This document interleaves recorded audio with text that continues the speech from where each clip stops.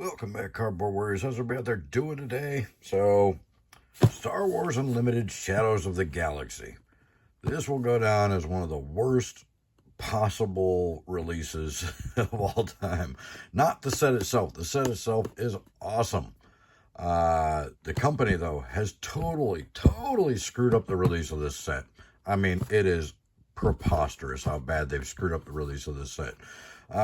Before we start opening this pre-release pack, which I had to purchase from another store. So we scheduled our pre-release months ago for this past Friday, because that's when we were supposed to schedule it. That's when we were going to get the product so we could do the pre-release event.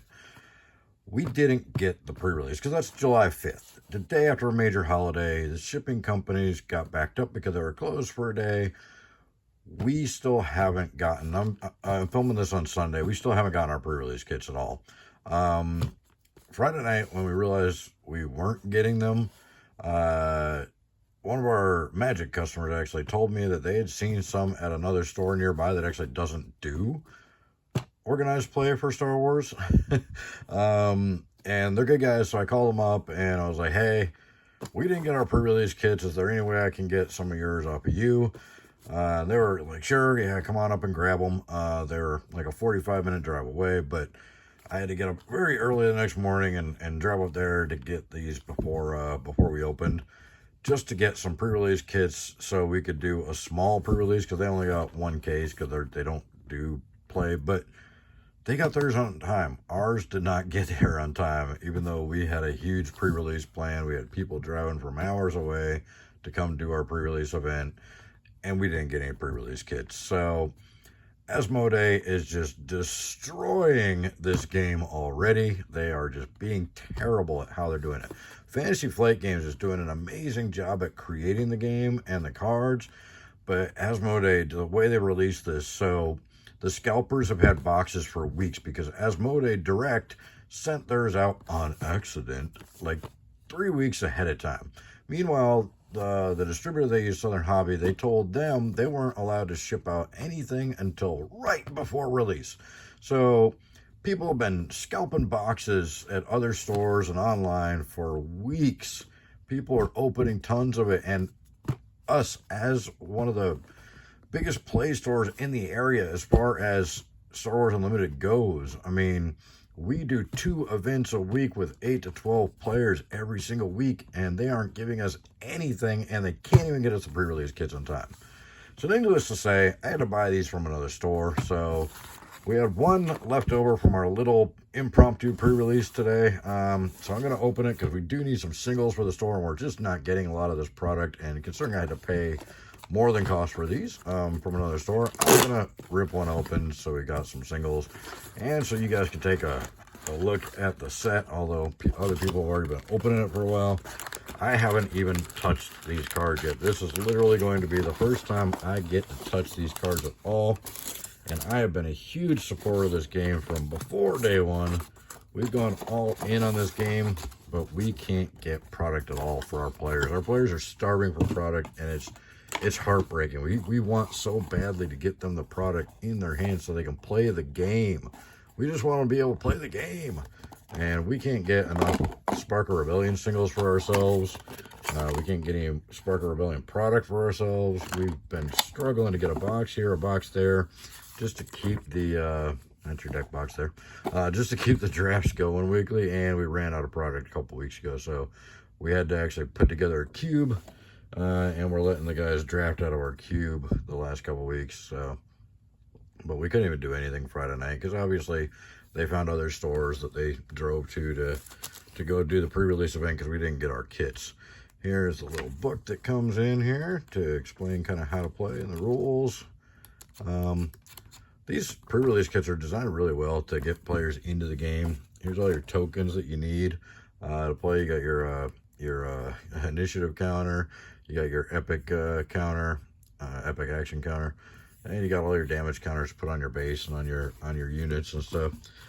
We got 6 packs. Let's see what the leaders look like.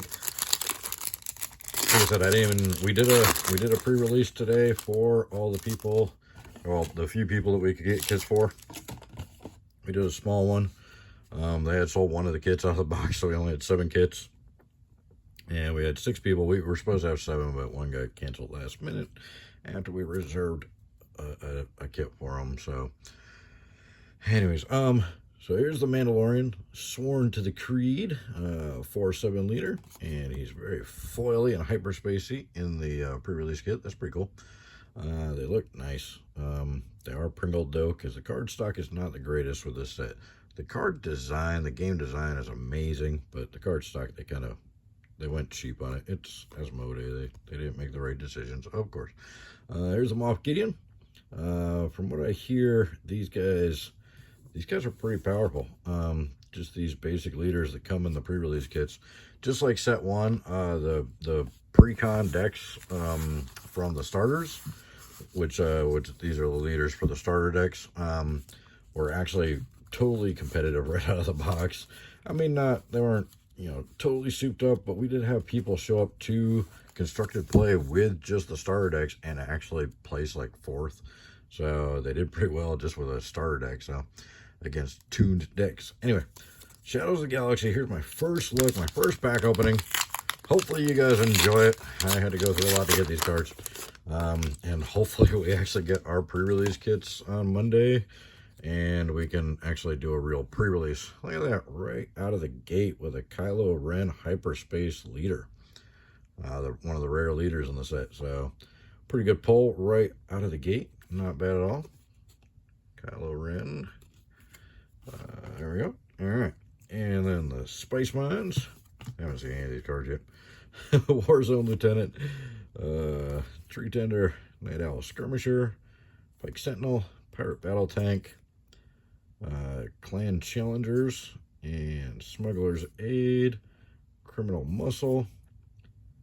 And Hunter of the Haxian Brood.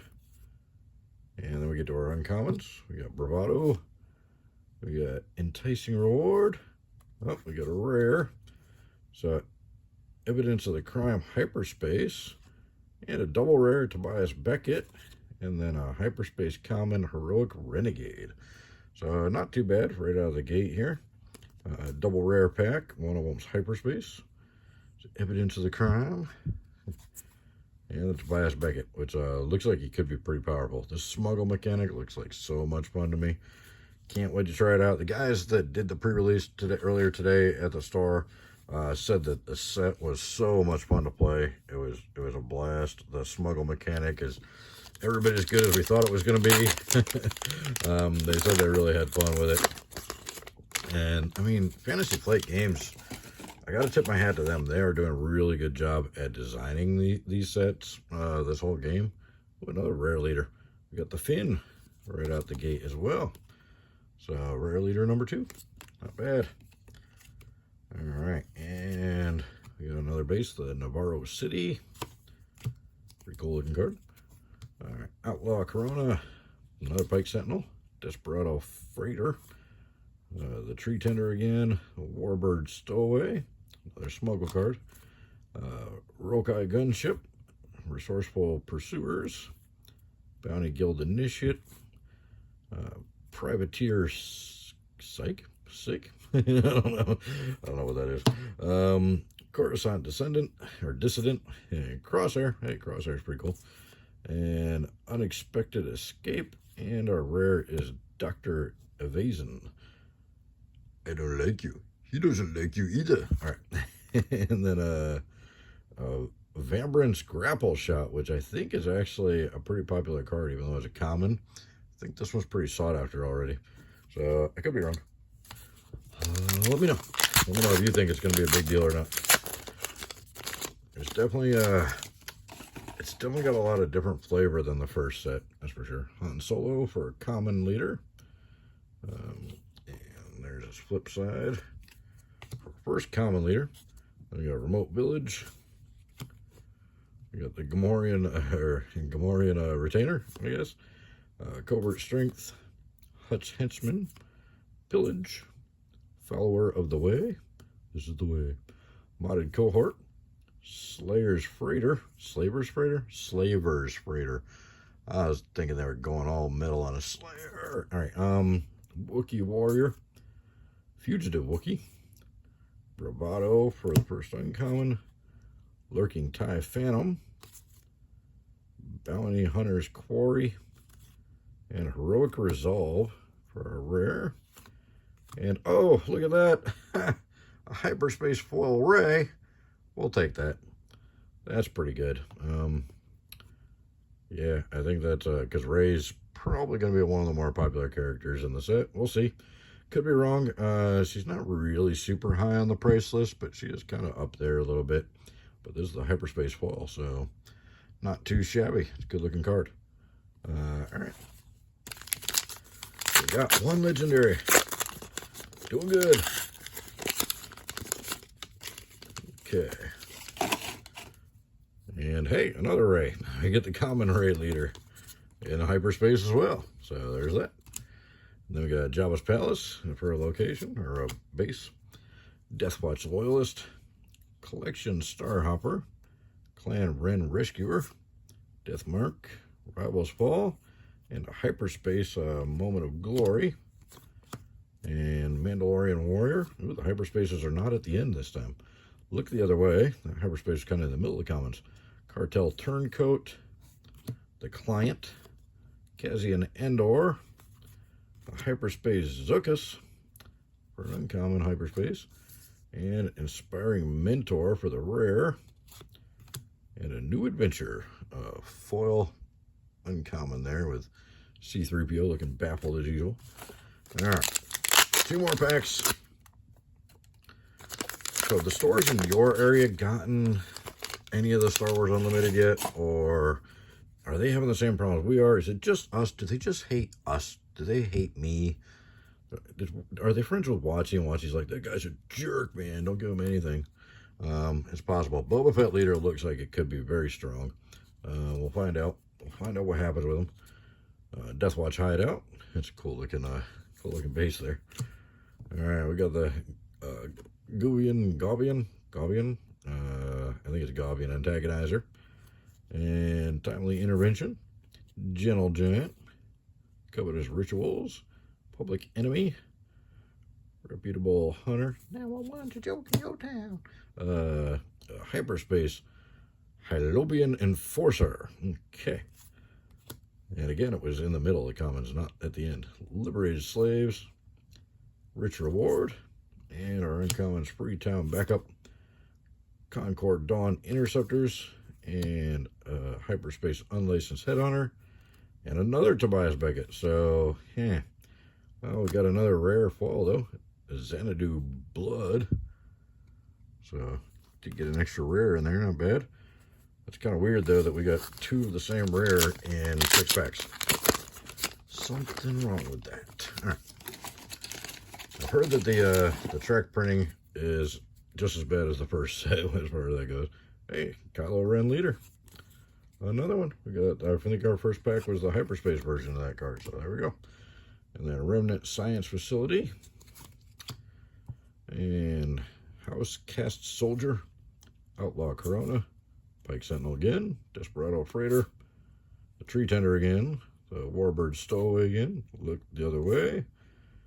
Privateer Sig. And Bounty Guild Edition. And then Dengar. Lady Proxima. And, oh, a legendary hyperspace. Oh, 2 legendaries in 1 pack. Ah, and they're both good. And a common foil. Look at this. We got DJ and Supreme Leader Snoke hyperspace in the same pack. 2 really pricey legendaries. I think these are two of the much higher priced cards currently.